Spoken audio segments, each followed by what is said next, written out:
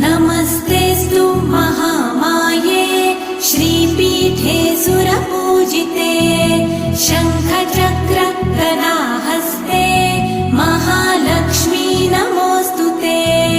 नमस्ते गरुडारूढे कोलासुरभयङ्करी सर्वपाप हरे देवी महालक्ष्मी नमोऽस्तुते। महादेव्यै च विद्महे विष्णुपत्न्यै च धीमहि तन्नो लक्ष्मी प्रचोदयात्।